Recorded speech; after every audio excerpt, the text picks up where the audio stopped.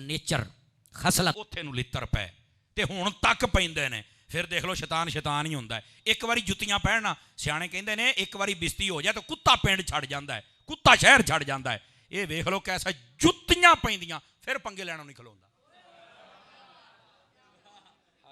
हाय हाय हाय, चलो मर्जी है आप हजरात की।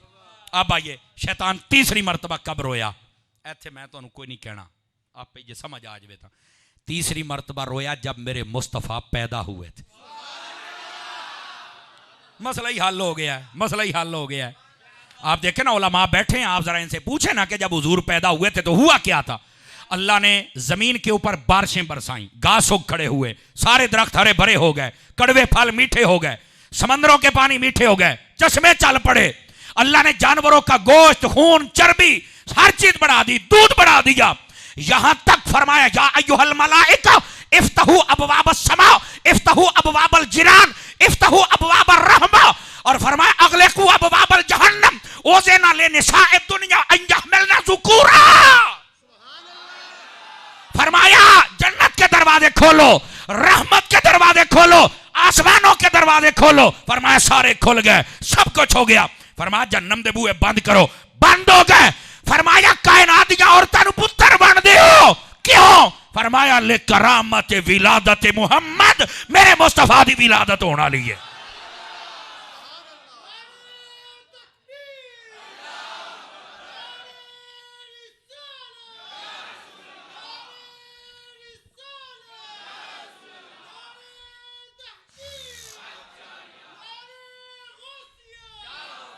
तवज्जो है सब हज़रात की? कोई नहीं है। अल्लामा इब्ने जौज़ी जैसों को पढ़े, मुल्ला अली कारी जैसों को पढ़ो, इमाम सुयूती जैसों को पढ़े। उन्होंने लिखा कि हवाओं में उड़ने वाले परिंदे, जमीन पर चलने वाले जानवर, दरियाओं में रहने वाली मछलियां, मशरक वाली मगरब, मगरब वाली मशरक, जब मुलाकात हुई ओ कहन किधर अखे तुहाडे हाल, ओ कहन तुसी किधर अखे तुहाडे हाल, ओ कहन खैर ते है अखे तुहानू दस्सण आया हुजूर आ गए। वो कहंदे असीं तुहानू दस्सण आया हुजूर आ गए। ओ मैं क्या मिला दिया मुनकरा, जानवरां तो ही भैड़ा है। जानवरां नू पता लग गया हुजूर आ गए, तेनू क्यों नहीं पता लगदा पिया? जाग के बोलो यार, जाग के बोलो। कमाल हो गई है यार। नबी पाक की आमद हुई, जन्नत के दरवाजे खुल गए, जन्नत सज गई, रहमत के दरवाजे, आसमान के दरवाजे, जहन्नम बंद, दरख्त हरे भरे, फूल फल, पानी मिठे। इतनी खुशी, अरशी फरसी खुशी मना रहे हैं। एक रोंदा बैठा है, मठे बोलो मठे बोलो मठे बोलो, एक रोंदा बैठा है, और वो कौन है? शैतान। जाहिर सी बात है उदो कल्ला सी, हुण औलाद वध गई है। आज असद भाई आपकी कौम यकीनन, ये मैंने कहा था रंग तो नहीं आपसे बन पाएगा, एक तो दिलों की दुनिया बुझी हुई है और दूसरा आप थके हुए भी यकीनन है। मैं ज्यादा आपका वक्त लेना नहीं चाहता, लेकिन एक गल बड़ी टाप दी है। पहलों कल्ला सी ते हुण औलाद वध गई है, तो फिर हुण मुख्तलिफ शहरां च रहिंदी है ते मुख्तलिफ गलियां च रहिंदी है। वो जो नहीं फरमा रहे आप हजरात, तो फिर सारा काम तो होना ही है ना। मिलाद शरीफ हर बंदा मना सकता नहीं, मना सकता। शैतान ही रोया सी, जेदा मिजाज शैतान वर्गा है, रो लवे, पिट लवे, सड़ लवे, तो जेदा मिजाज जिब्राइल वर्गा वो तो झंडे लावे ना यार। वो तो झंडे लगाए ना, जिब्राइल ने झंडे लगाए थे कि नहीं लगाए थे? तो मैं कहते तेनू मौत पैंदी है। आंख वाला तेरे जौबन का तमाशा देखे, अंधे को क्या नजर आए वो क्या देखे। और सैयदी आला हजरत फरमाते हैं अकल होती खुदा से लेते न लड़ाई, ये घटाएं उसे मंजूर है बढ़ाना तेरा। तो बढ़ रहा है काम। तो मिलाद पर शैतान रोया था, हुजूर की आमद पर शैतान रोया था। तो आप जो सड़े बड़े ये क्या है ये क्या है ये क्या है, टेंशन ना लिया करो। बस इशारे पर चल भाई, समझ जाया करो ना, ओदा है।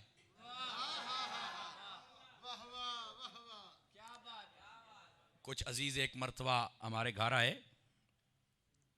इस्लामाबाद से, बड़े अमीर कबीर, और तो आपको पता उनका एक अपना स्टाइल होता है। इतना खर्चा, मैं क्यों है, हमने गधा रेड़ी भी सजी देखी है। मैं क्या खोते नू खुशी चढ़ गई, खोते हो तुहानू नहीं चढ़ी? یہ کڑی میں کہ کڑی گل تین ہن سمجھ آ گئی لو لگ گئی ہے نہیں تسی تو جناب گل ہی مکا چھڈی او میں کہ ساڈے کوئی اتنا ٹائم ہی ہے نہیں توجہ فرما رہے میں گھوتے نو خوشی چڑھ گئی کھوتے تانوں نہیں چڑھی میں گیا 14 اگست کی رات ایویں سلنسر کٹ کے دوڑے پھردے ہوندے ہو ادو بھی تانوں چاہ چڑھ پاکستان آیا تھا تو میں کہ جس دن صاحب قرآن آیا تھا کچھ خدا کا خوف کر لو یار تمہیں حضور کی آمد کی خوشی نہیں ہوتی ہے یار نہیں وہ کھوتا سجا ہوا تھا کہ اصلی کھوتا سج گیا نقلی نہیں سجیا نہیں توجہ فرما رہے بہرحال اللہ تعالی ہدایت عطا فرما دے اندر دی دنیا آباد ہوئے شیطان رویا تھا اور جتنے ایمان والے ہیں وہ آج بھی دب کے رکھ دینے تے شیطان روندا کدہ ہے وہ جدو دیکھتا نا چنڈیاں چنڈے لیٹاں بڑا ہی پیٹ دا ہے دب کے لایا کرو میں ٹوبے آیا اتنے میں چنڈے چنڈے لا کے روائی رکھاں گا اتنے تسی روائی رکھو انشاءاللہ جڑے ارد گرد شہراں چ آئے ہو ربیع الاول چڑھے نا انہوں لگ لو جاوے ایک بار سمجھ آ رہی ہے جناب آمد کی خوشی کرو شیطان روتا ہے حضور کے میلاد پر انسان نہیں روتا وہ تو خوش ہوتا ہے سمجھ آ رہی اور چوتھی مرتبہ شیطان کب رویا توجہ ہے چوتھی مرتبہ رویا تھا جب اللہ نے قرآن مجید میں سورۃ الفاتحہ نازل فرمائی ایویں نہیں لوگ کہیں ختم درود نہیں ہوندا میں کہا پتر تہاڈا بھی ایک پسے منظر ہے تسی ایویں نہیں جے مخالفت کر دے نہیں توجہ فرما رہے آپ حضرات تہاڈا قصور کوئی نہیں جویں میلاد دے سڑن والے انہاں نوں اپنے بیک گراؤنڈ دا نہیں نہ پتا کتھے ہے بھیا تو شیطان عقل ہوے تے دوبارہ سڑن ہی نہ اسی طرح جڑا فاتحہ خانی تو سڑدا ہے نا او بھائی شیطان رویا سی او شیطان نوں پوچھا تو کیوں رونا ہے کہندا ہے ایک سورت اللہ نے نازل کر چھڈی ہے ایک سورت قرآن دی 7 آیتاں نے اودیاں ویسے گول دارے ویکھو گے تے 6 ہون گے انعمت علیہم تے وقف لازم ہے اور ایتھے بھی ایک آیت ہے یہ ایک تفسیری نقطہ ہے میں دس چھڈیا کو گننا ہی نہ بہ جائے گول دارے 6 جے آیتاں کنیاں نے 7 انعمت علیہم تے بھی آیت ہے انہیں آکھیا ہے سورت نازل ہوئی ہے اے دیاں ٹوٹل 7 آیتاں نے اور اللہ نے اپنی رحمت دا انجے دے وچ اظہار فرمایا کہ جیڑا بندہ اے سورت پڑھ لوے اور او ایمان نال پڑھ لوے فرمائے ایک ایک آیت دے بدلے جہنم دا ایک ایک دروازہ بند جہنم دے چونکہ 7 بوئے نے اے سورت پڑھ دیا جانا تے جہنم دے بوئے ٹھپ تے بندہ جنتی ہو جانا ہے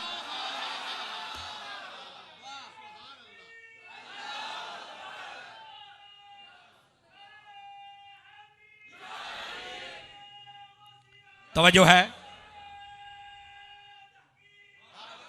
آپ کو سمجھ آ رہی ہے میں کیا کہہ رہا ہوں شیطان بھی مان گیا جے فاتحہ دے نال بندے بخشے جاندے جے ابا مان گیا بچے نہیں منن ڈے اوئے بول اوئے میں کیا کہہ رہا خدا کے بندو تھوڑا سا جاگ لو فاتحہ خوانی ضرور کیا کریں اور ضرور کیا کریں جنہاں دی صلاح ہے نا بھی بخشیا جاوے وہ کر لیا کہ جنہاں دی نہیں ساڑھے پر ککر تے ٹوک چے چانگ دے لال پولی تے ٹانگ دے سان تو کوئی ٹینشن نہیں ہے تو بہرحال یہ فاتحہ کا یہ فائدہ ہوتا ہے اس لیے ضرور پڑھا کرے شیطان 4 مرتبہ رویا اور سب سے زیادہ رویا وہ ساری میں نے بتا دی ہیں یہ نشانیاں یاد رکھیں ان میں سے ایک تھا میلاد جب ہوا تو شیطان بہت زیادہ رویا تھا سمجھ آ رہی ہے نا صاحب ایمان خوش ہوا تھا آئیے ذرا گفتگو کو سمیٹنے کی طرف آئیں چونکہ آپ کو جو مقصد کی بات تھی وہ تو میں بتا چکا ہوں لیکن یہاں پر بڑا خاص بات ہے نبی پاک کی آمد کی خوشی کریں اس بات کو نہیں بھولنا کہ نبی پاک جب آئے تھے تو ہمارے لیے کچھ لے کر بھی آئے تھے اس بات کو نہیں بھولنا اور اس کو کہتے ہیں مقصد میلاد نبی کریم علیہ السلام کی آمد اس کو سیلیبریٹ کریں اور اس پر دلائل کی دنیا میں تقریر سنا بھی کریں کیا بھی کریں سمجھایا کریں سمجھا کریں بالکل ٹھیک ہے لیکن نبی پاک کی آمد کا مقصد بھی ضروری ہے حضور آئے تھے کیوں آئے تھے آپ نے فرمایا بعثت معلما اللہ نے مجھے معلم بنا کر بھیجا ہے میں تمہیں سکھانے آیا ہوں حضور نے ہمیں سکھایا ہے تم نے کھانا کیسے ہے میلاد کرنے والے پھر کھانے کا طریقہ تو حضور جیسا ہونا حضور نے بتایا تم نے گفتگو کیسے کرنی ہے میلاد منانے والے پھر تاجدار مدینہ صلی اللہ علیہ وسلم کے طریقوں کے مطابق اپنی گفتگو کو ڈالنا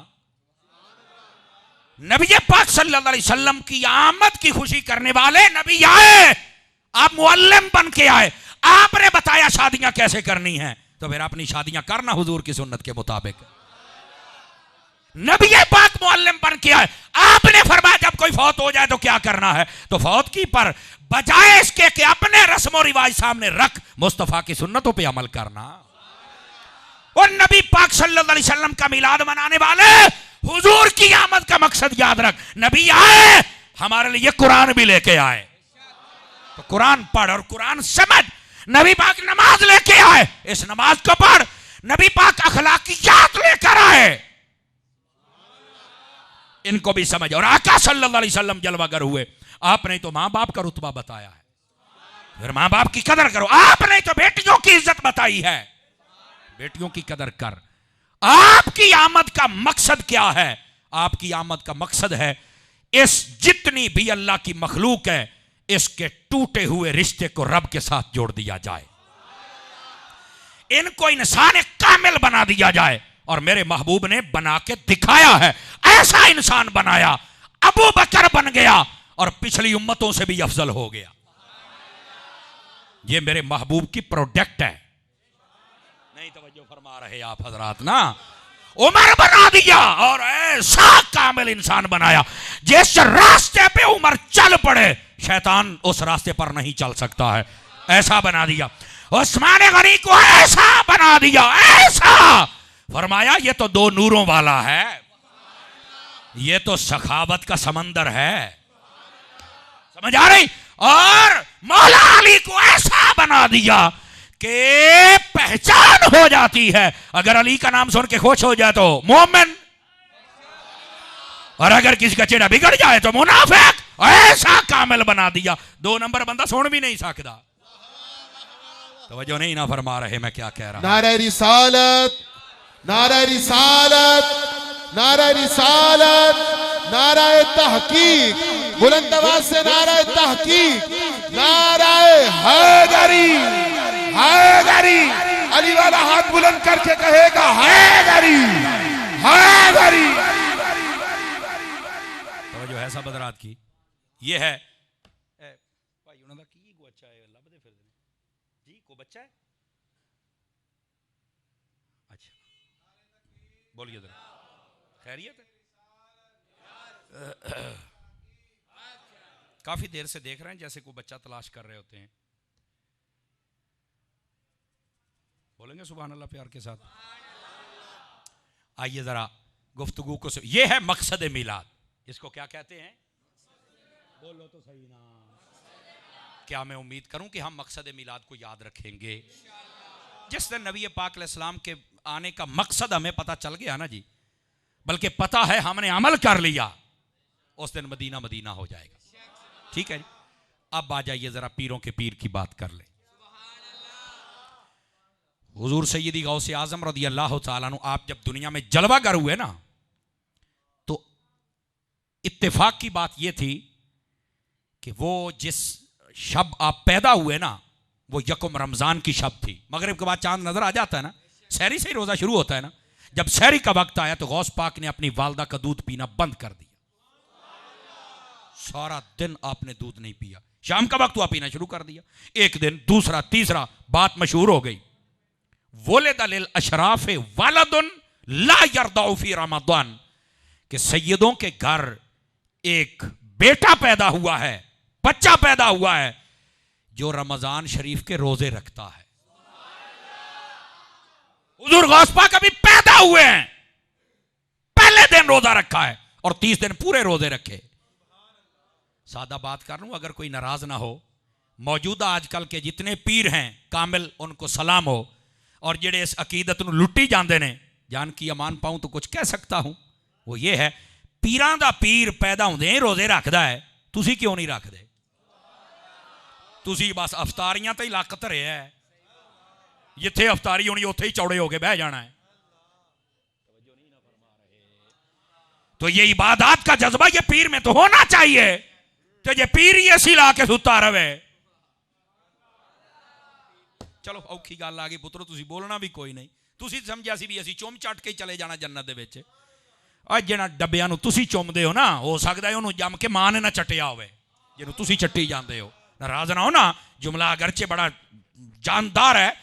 اور یار اے ڈبا اے فاسق کے فاجر بے نمازی ہے بنگی ہے چرسی نشئی کڑے والا جڑا 3 سال تک نہوندا نہیں انہاں دے ہاتھ چومن تو بہتر ہے اپنی ماں دے چوم اپنے باپ دے ہاتھ چوم اس تو بہتر ہے میرے رب دا قرآن چوم اس تو بہتر ہے جاندہ جاندہ مسجد کاندھی چوم لے بیٹھے ہو یار خدا کے لیے کب تک تم آنکھیں بند کر کے پھرتے رہو گے کھولو اپنی آنکھیں یہ پیروں کے پیر کی بات کر رہا ہوں سمجھ آ رہی ہے اور سیدی غوث اعظم رضی اللہ تعالیٰ عنہ آپ فرماتے ہیں کہ میں نے عراق کے جنگلوں کے اندر ایک روایت 35 ایک میں 25 سال پڑھا بھی ہے پڑھایا بھی ہے میں نے کہا پیروں کا پیر تو پڑھتا ہے آج کل دے صاحب زیادہ کیوں نہیں پڑھ دے ناراض نہ ہوں یہ بات بالکل سخت ہوگی اور پھر سانوں کہندا وہ میں کہا تانوں نہیں کہندا وہ بھائی جڑے پڑھ دے نے لکھاں سلام ہونو سرکار لکھاں سلام جڑے نہیں پڑھ دے انہوں نے تو کہہ تے لین دیو نا وہ بھی پیر بن کے اور جیڑا جمدا ہے بھائی چن پیر تو تھلے گل ہی کوئی نہیں کام ہی انہاں چکیا ہے بھاجی تھلے گل ہی کوئی نہیں ہاں بس یہ تو ہن سورج پیر بنن والے جے ناراض نہ ہوں چن پیر جڑے ہیں چن پیر ہوئے تو پھر آستانہ علیہ کیلیاں والا شریف ورگا ہوئے جیدہ عقیدہ بھی ٹھیک ہوئے تے عمل بھی ٹھیک ہوئے مٹھے بولے ہو یار میری بات سمجھ آ رہی ہے نا تو جڑا جمدہ چن پیر جناب یار تھوڑا جا مہربانی کرو اور ان کی تعلیم جو دینی اس کی طرف توجہ نہیں ہوتی ان کی ظاہری وضاحت کی طرف توجہ نہیں ہوتی باسے نو صدر بناؤ محفل چ اوے اللہ دا نام من چھوٹا جا تو ساڈے تے مسلط نہ کر آپ توجہ نہیں فرما رہے نا لانا ہے اس کو اپنے ساتھ لے کے اس کو بیٹھنے کے انداز سکھا اس کو بتا دعا ایسے مانگنی ہے اس کو بتا قرآن ایسے پڑھنا ہے انہوں تو دعا نہیں میں یا رب العالمین میں کہا یہ جنت چلا جائے گا جس کو پتہ ہی نہیں ہے کہ میں نے دعا کرنی کیسے ہے ان کو ہمارے اوپر تم نے مسلط کر دیا ہے وہ اللہ کے بندو عقیدت ہماری ہے ایک دن کا بچہ بھی ہو ہم اس کا بھی احترام کرنے کے لیے تیار ہیں اور کرتے ہیں پر اللہ دا نا یار انہوں غوث وقت بنا کے ساڑھے سامنے نہ بٹا اوے بولو میری ستی پئی قوم وہ خدا کا خوف کرو یار جو بات پنجابی کہتے ہیں بندی جوڑ دی گل کر یار ٹھیک ہے ہر بندے کو اپنی اولاد بڑی پیاری ہوتی ہے رکھ یار تھوڑا جا آڑا دوڑا بھی دیکھو یارا اتنے القابات لکھے ہوتے ہیں کہ انہوں پتہ نہیں ہوتا میں نے ترجمہ کیے ایسے القابات خدا کے لیے تھوڑا سا غور کریں بھائی پیروں کے پیر اتنی دیر تک عبادت کریں آج کل دے نکے نکے پیر کیوں نہیں کر دے بھاجی کرو نا میرا بات کرنے کا میرا حق بنتا ہے اگر میں غلط کہہ رہا ہوں تو مجھے بتاؤ میں تو بتا رہا ہوں اگر بڑے پیر کا یہ کام ہے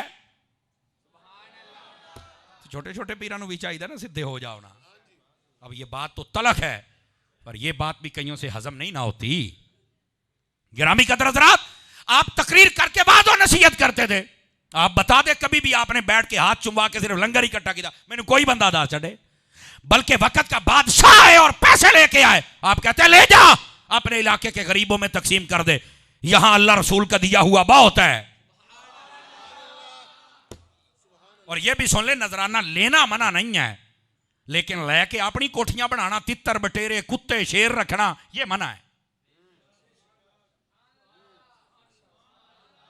چلو خیر بہرحال ہوں کی کریے کیا بات ہے نا انہاں دی بھی کیا بات ہے لگتا پہلی باری سنے ابھی یہ کی ہو گیا بھائی او میرے پیارے بزرگوں بھائیو خدا کے لیے اس بات کو سوچو اگر لینا ہے تو میرے بھائی لے کے یا مدرسہ بناؤ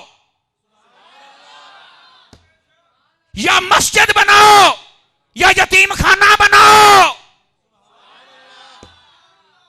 کوئی غریبوں کے لیے ہاسپٹل بنا دو غریب بچیوں کی شادی کر دو توجہ ہے کہ کوئی نہیں ہے میں کیا کہہ رہا کیا کہہ رہے ہیں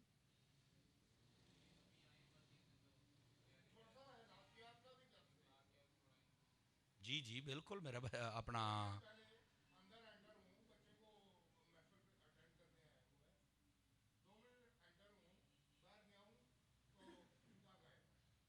اچھا ہاں نہیں یہ بات بالکل ٹھیک وہ گال پھر وہی آ گئی نا جی، میں جو آپ کو بتا رہا تھا کہ مقصد میلاد کو یاد رہی. یہ کتنی تکلیف، پتہ نہیں یار یہ کہاں سے آئے ہوں گے. جی جی نبی پاک کی محفل سننے کے لیے آئے ہیں. وہ اس بات کا اظہار کر رہے ہیں کہ دیکھیں یار میں اندر آ کے صرف باہر نکلا ہوں، صرف اندر آ کے تو باہر جوتا غائب تھا. یار یہ نو سر، یہ غلط بات ہے. میں نہیں کہتا کہ آپ میں سے کسی نے اٹھایا، ہو سکتا کوئی شرارتی لے گیا ہو، لیکن اس کو ذرا بہتر، اگر وہ سن رہا ہے ظالم تو اس کو چاہیے کچھ حیا کر یار، کچھ حیا کر. تو چکنی جتی چکنی سی تے جے تو پھڑیا گیا تو پھر تین جتیاں ہی پینیاں نے. کو خدا دا خوف کر لیا یار، یہ بات بالکل غلط ہے. وہ کہہ تو دندے نے نا سرکار کی محفل کو سرکار سجاتے ہیں، آتے ہیں وہ جن کو سرکار بلاتے ہیں. تو میں اکثر کہتا نا جتیاں جڑا چکدا انہوں کون سادہ ہے، ساری نہیں آتے. تھوڑا جی اپنے دل دی دنیا تے بالکل یہ غلط بات ہے، ایسے نہ کیا کریں. اور یہ جو بچے بیٹھے نا، میں ان کو بھی کہتا ہوں کہ آپ اخلاقیات کا یہ بھی حصہ ہے کہ آپ اپنے بزرگوں کو آگے بیٹھنے دیا کریں اور آپ پیچھے بیٹھا کریں، بلکہ انہوں نے جتیاں چک کے تسی آپ سنبھالیا کرو. سمجھ آؤں بھئی یہ میری گل دی کوئی نہیں آؤں. تو اگر کسی نے چرائی ہے تو مہربانی کر کے وہیں پر جہاں تھی وہاں پر رکھ دیں. خدا دا خوف کرو. ایہی گلاں تے رونا رون ڈے ہیں. او بھائی نبی پاک صلی اللہ علیہ وسلم جب جلوہ گر ہوئے تھے نا، چلو ان گال چھیڑی پئی ہے ساڑھے بھائی دی، تو میں سنا نبی پاک علیہ السلام نے اماں حلیمہ کا جب دودھ پیا نا تو ایک جانب دائیں جانب کے پیا، دوسری جانب اماں حلیمہ نے پیش کیا تو آپ نے پیا ہی نہیں. بڑے جب ہوئے تو ایک مرتبہ یہ تذکرہ چھڑا، حضور آپ نے اماں حلیمہ کا دودھ پیا تو ایک جانب کا قبول فرمایا، دوسری جانب نہیں. فرمایا میں نے حوصلے بھی پتا سی بھی ہور بھی یہ بچے ہیں نہیں، انہاں بھی پینا ہے، میں کو حق کھانا آیا سی. تو آپ حق کھانے نہیں آئے تھے. یہ حضور کے اگر میلاد میں بیٹھے ہیں تو یار ایسے نہ کرو. اگر کوئی غلط نیت لے کے بھی بیٹھا ہے ابھی توبہ کر لے. سمجھ آ رہی ہے میری بات کی؟ اللہ تعالیٰ بس ہمیں سمجھنے کی توفیق عطا فرمائے. اگر آپ جاگ رہے ہیں تو جو بات میں سنا رہا تھا اس کو کمپلیٹ کر لوں. بہت مشکل بات میں کر رہا تھا، اور جدو ایندا میرا پیغام جاندا ہے نا، اوئے ہوئے ہوئے ہوئے عاشقان رسول دے دل ٹھنڈے بھی بڑے ہوندے نے تے کئیاں دے چھرے بھی بڑے چلدے نے. یار اے نواں ہی بابا خادم ہے. سمجھ آ رہی ہے نا؟ گل جو سدھی کرنی ساڈا قصور ہے وے. تو مہربانی کرو، اگر پیران پیر آتے ہی روزہ رکھتے ہیں، نمازوں کی پابندی کرتے ہیں، قرآن پڑھتے ہیں، درس دیتے ہیں، مدرسہ بناتے ہیں، 300 طلباء ایک سال کے فارغ ہوتے ہیں، 70 ہزار خطبہ سننے والے ہیں جن کو آپ تقریر کر کے دین سکھا رہے ہیں. آج کیوں نہیں سکھایا جاتا یار؟ توجہ ہے کہ کوئی نہیں ہے؟ آج بس بیٹھ کے ہاتھ چنبائے اور گھروں کو چلے گئے. نہیں، یہ بات غلط ہے دوستو. پیروں کی بڑی بڑی ذمہ داریاں ہیں، وہ میں بتا رہا ہوں. سب سے پہلے اس کا اپنا کامل ہونا ضروری ہے، اور کامل 2 طریقوں سے، عقیدہ بھی ٹھیک ہو، عمل بھی ٹھیک ہو. اور اس کے بعد اپنے مریدوں کی پوری تربیت کرے. یہاں تو مزارات پہ کرے آئے تو ان کو یہ تک بتانے والا کوئی نہیں کہ مزار پہ تم نے حاضری کیسے دینی ہے. یہ بتانے والے ضرور ہوتے. او کمرے پیر نہیں بیٹھے نہیں، جا مل لا. انہوں نے پتا بھی جنہیں ملن جانا روپیہ 500 تو گیا نا. آپ نے توجہ نہیں فرمائی. او کمرے پیر نہیں بیٹھے نے، وہ پیر ہوتے ہم لین دیا مسجد تے بوے مسلے تے.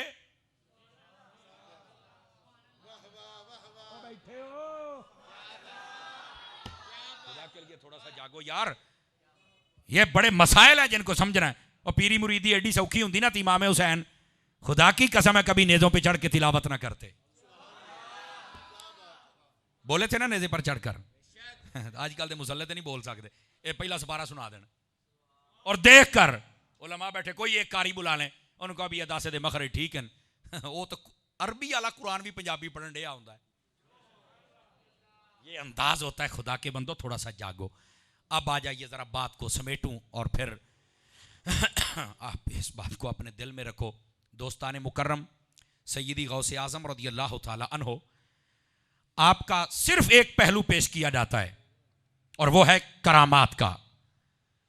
اصول یہ ہے کرامات ضرور بیان کی جائیں کہ واقعات اور قصص سن کر بندے کا دل مزید مضبوط ہوتا ہے، محبت بھی بڑھتی ہے، اس میں کوئی شک نہیں ہے. لیکن یار ان کی تعلیمات بھی تو سنانا، جن تعلیمات پر عمل کر کے وہ اتنا کامل ہوا ہے. یہ تعلیمات بھی تو بیان کرو نا. اور سیدی غوث اعظم رضی اللہ تعالی صرف کرامات تک محدود کر کے نا، تو یہاں تک، جبکہ ایسی بات نہیں ہے. آپ اپنے اس وقت کے جتنے لوگ تھے ان میں سب سے بڑے فقیہ اعظم تھے. ہاں، علامہ ذہبی جیسوں کو پڑھ کے دیکھیں، آپ نے لکھا، آپ فرماتے ہیں کہ آپ فقہ کے اعتبار سے حنبلی تھے، اور اس وقت کے جتنے امام احمد بن حنبل کے ماننے والے تھے ان میں جو سر فہرست تھے وہ حضرت شیخ عبد القادر جیلانی تھے. اور آپ کا فقہ کے مسائل پر کیسا عبور حاصل تھا. آپ کے زمانے میں ایک شخص نے کہا اپنی بیوی سے، اگر میں کوئی ایسی عبادت نہ کر سکوں کہ دنیا میں صرف میں ہی کروں اور کوئی نہ کرے تو تجھے طلاق. اس نے شرط لگا دی، عبادت کرنی ہے میں کلیاں دعا کوئی نہ کرے نہیں تو تینوں طلاق ہے. مسئلہ کھڑا ہو گیا، بھی کیڑی عبادت ہے بھی جڑے تو کلیاں ہی کرنی ہے؟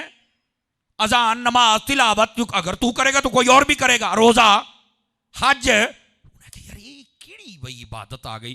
ہن گل اپنے قد تو وڈی کر بیٹھا، گیا پھس. مسئلے چلے گئے علماء کے پاس، انہوں نے کہا جی یار ہماری سمجھ میں نہیں آ رہی. چلتے چلتے آ گئے پیروں کے پیر کے پاس،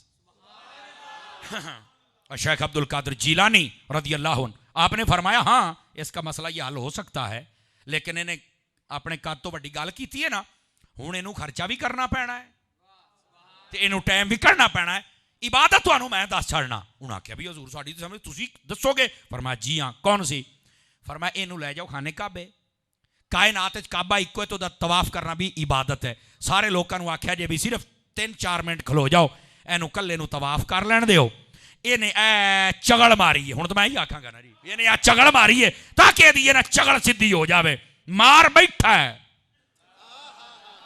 لیکن سدھی تا ہونی ہے بھی یہ تسی کھلو رہو بھی یہ کلا طواف کرے. کائنات کعبہ بھی ہے کہ طواف کرے گا کلا کلا عبادت، بیوی بھی بچ جائے گی. اینو ٹائم بھی کرنا پینا تے مکے تائیں جا کے خرچہ بھی کرنا پینا ہے. یہ ہے پیروں کے پیر اور یہ ہے فقہ آپ کی. اور مقام حدیث، علم حدیث میں اللہ نے کیا رتبہ عطا فرمایا. پھر امام ذہبی اور امام سیوطی دونوں نے لکھا، فرمایا آپ حافظ الحدیث تھے. اس پہلو کو بیان ہی کوئی نہیں کرتا. اور آپ کو پتا ہے حافظ الحدیث یہ ایک ٹرم ہے، اس کی ایک ڈیفینیشن ہے کہ جناب علمی دنیا میں حافظ الحدیث کسے کہتے ہیں؟ اسے کہتے ہیں جسے 1,00,000 حدیث زبانی یاد ہو بمع سند و متن اور اسماء الرجال کی بحث کے، اس کو حافظ الحدیث کہتے ہیں. وہ تھے میرے غوث اعظم. یہ پہلو بیان ہی کوئی نہیں کرتا. باجیو ڈبی بیڑی تار چھڑی، ککڑی جندہ کر چھڑی، چیل مار چھڑی، می بسا چھڑیا. او میں کیا ایتھو تا یہ پڑے کی میں نے، وہ پہلو بیان ہی کوئی نہیں کرتا. بابا سمجھ آ رہی ہے؟ آپ حافظ اللہ اتنا زیادہ حدیث پر عبور حاصل تھا آپ کو. آج کل تے پیرانو چاہیے حافظ الحدیث نہیں بن سکتے، شیخ الحدیث تو بن جاؤ نا. اوئے بولو اے. اور اگر شیخ الحدیث نہیں بن سکتے طالب الحدیث ہی بن جاؤ. طالب الحدیث سب سے نچلا درجہ ہے، اور وہ ہوتا ہے کہ بندہ حدیث پڑھنا شروع کر دے کسی سنی کے پاس. توجہ ہے جناب کی. اور پھر یہ مقام ہے، یہ علم حدیث میں مقام ہے. اور علم تفسیر میں آپ نے 2 تفسیریں لکھی، ایک تفسیر مسک الختام اور دوسری تفسیر تفسیر الجیلانی. یہ مارکیٹ میں ملتی ہیں. کون لے کون پڑھے؟ پیران دا پیر تفسیر لکھی جاندہ ہے. توجہ ہے کہ کوئی نہیں ہے؟ اتنا زیادہ اللہ نے ان کو ملکہ عطا فرمایا تھا قرآن فہمی پر. اور یہاں تک نہیں ہے، آپ کا جب شہرہ 4 دانگے عالم میں پھیلا نا، اس وقت بہجت الاسرار میں یہ موجود ہے، اور وہاں پر شیخ ابو العباس کے حوالے سے لکھا ہے کہ یہ ابن جوزی کی بات ہے. حافظ ابن جوزی بہت بڑا محدث تھا، لیکن پہلے صوفیاء کو اور پیروں کو نہیں مانتا تھا. میں ڈرامے کر دینے. انہوں پتہ لگا بھی شیخ عبد القادر جیلانی اور بڑی دنیا جاندی ہے. کہنے لگا میں چل کے بابے نو سنا تو صحیح نا بھی یہ کون ہے، کی کردہ کی دے پلے کی ہے. جب آ کے محفل میں بیٹھ گیا بتایا کسی کو نہیں بھی میں آیا بیٹھا، پر دیکھنے والے تو قیامت کی نظر رکھتے تھے. میرے غوث اعظم کو پتہ چل گیا کہ اچھا آج امتحان لینا ہے، چلو کوئی نہیں کر. آپ نے قرآن مجید کی ایک مختصر آیت پڑھی، 11 تفسیریں بیان کی. ابو العباس اور یہ دونوں ایک دونوں اینجے پوچھنے ہوندی ہے، کہندہ ہوندی ہے. 11 تفسیراں ایک دوسرے کو کہتے رہے آتی ہیں. غوث پاک نے ان 11 کے بعد 40 تفسیریں ایسی بیان کی، کہتے ہیں کہ شاید ہمارے استادوں بھی نہ پڑھی ہوں، ہمارے شیوخ کو بھی ان کو نہ پتا ہو ایسی تفاسیر. اور ایک دوسرے پوچھنا ہوندی ہے کہ نہیں تے نال ہی کہن یار واقعی ولی تے ولی ہی ہوندا ہے. اور ایتھے گال نہیں، ٹوٹل 51 تفسیراں بیان کر کے نا آپ نے فرمایا آئیے، یہ تھا قال، قال کہتے ہیں پڑھنے پڑھانے والی باتیں، فرمایا اب ہم قال سے چلتے ہیں حال کی طرف۔ حال دا مطلب ہوندا بھی کتاباں دیاں گلاں سن لیاں، اوے ذرا دل دیاں کتاباں کھول کے بھی میریاں گلاں سنو۔ نعرہ غوثیہ، نعرہ غوثیہ، علماء حق اہل سنت۔ توجہ ہے؟ آپ نے جب فرمایا نا حال کی طرف چلتے ہیں، ابن جوزی کھڑا ہو گیا، دو گلنا سن گئی تے وجد جا گیا، وجد چینج آیا، کپڑے پاڑ بیٹھا۔ اور پھر مجھے یہی لگتا ہے جیسے ایک شاعر نے کہا، نگاہ ولی میں وہ تاثیر دیکھی، بدلتی ہزاروں کی تقدیر دیکھی۔ وہیں پر مان گیا کہ یار میں تو کچھ اور ہی سمجھتا رہا، کامل کامل ہی ہوتا ہے۔ غوث پاک کا یہ مقام اور رتبہ ہے، سمجھ آ رہی ہے؟ علم فقہ، علم تفسیر اور علم حدیث کے اندر اس پہلو کو بھی بیان کرے تاکہ پیرانو بھی شوق چڑھے۔ آپاں بھی نور الہدیٰ پڑھنی ہے، آپاں بھی قدوری پڑھنی ہے، آپاں بھی کنز و دقائق پڑھنی ہے، آپاں بھی ہدایہ پڑھنی ہے، آپاں بھی فتاوی شامی پڑھنا ہے، آپاں بھی فتاوی رضیہ پڑھنا ہے، اور ان کو بھی یہ شوق چڑھے کہ ہم نے بھی حدیث پڑھنی ہے، ان پیروں کو بھی شوق چڑھے کہ ہم نے بھی قرآن پڑھ کے آگے لوگوں کو سکھانا ہے۔ جس دن تک قرآن و حدیث پڑھ کے نہ سکھایا گیا اس دن تک قوم میں تبدیلی کیسے آئے گی بتائیے؟ اس لیے میں یہ بات بتا رہا ہوں کہ غوث پاک کا کرامات کا پہلو ہی نہیں، تعلیمات کے پہلو کو بھی اجاگر کیا جائے۔ اللہ تعالیٰ آج کی ہماری حاضری قبول فرمائے، آمین۔ وآخر دعوانا ان الحمدللہ رب العالمین۔